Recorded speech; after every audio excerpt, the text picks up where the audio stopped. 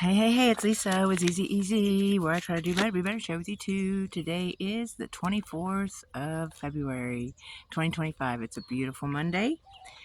It's a good day. Hopefully you're having a good day already. It's about 9 o'clock this morning. I want to get things done with these videos so that I can go work. You know, that's just so much fun.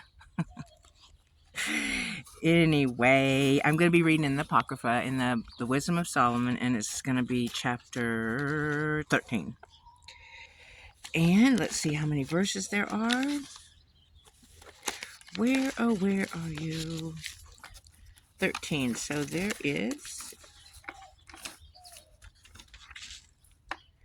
There is only 19, so that's going to go by fast. The word of the day is knitted. Not knitted like K-N-I-T-T-E-D. No, knitted, N-I-T-I-D. Never heard of it? It's bright and lustrous. Weird word, I think. Knitted. Bright and lustrous. And the example is the knitted wings of the dragonfly shimmered as it hovered over the pond. Or the car's freshly waxed hood looked knitted under the streetlights.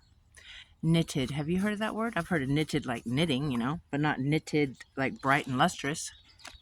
Dear Father, thank you for a great day. Thank you for all the things you've been doing and moving in this world, in this nation. Please continue to do so. Your glorious name has proven you are the Almighty. We thank you for everything. Watch over those that come to this channel and their families.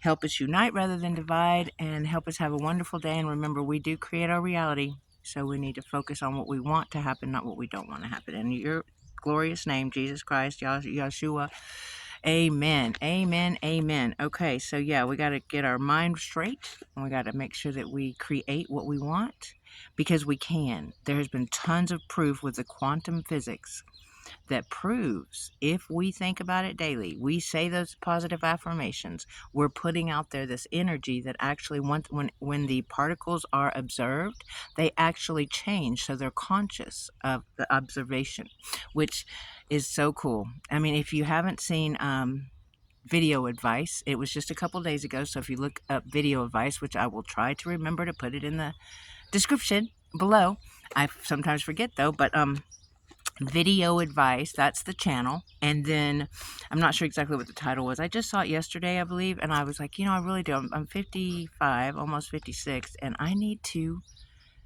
create my own reality of what I want and not whine about things or not let things get me down, because that's what the enemy wants. We got to remember that. Anyway, so I'm going to go ahead and read chapter 13 and in the Wisdom of Solomon. And I don't know if I told you already, but thanks for spending a little time with me to hear this. It has been pretty cool reading, I think. All right, chapter 13 in the Wisdom of Solomon.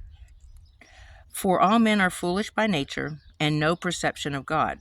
And from the good things that were visible, they had not the power to know him who is.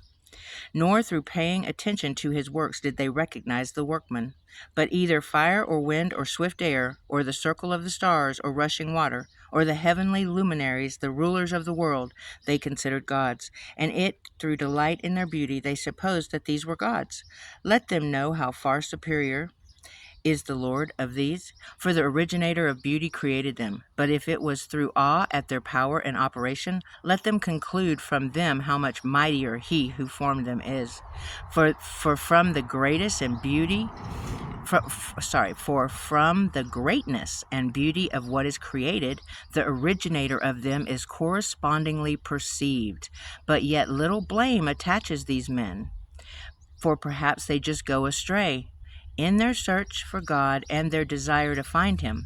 For living among his works they search, and believe the testimony of their sight, that what they see is beautiful. But again, even they are not to be excused, for if they had power to know so much that they could try to make out the world, why did they not sooner find the Lord of all this? For they are miserable, and their hopes are set on the dead, who have called the works of men's hands gods. Gold and silver, the subject of art, and likeness of animals, or useless stone worked by some ancient hand. But if some carpenter saws down a tree he can handle, and skillfully strips off all its bark, and shaping it nicely, makes a dish suited to the uses of life, and burns the chips of his work to prepare his food and eats his fill.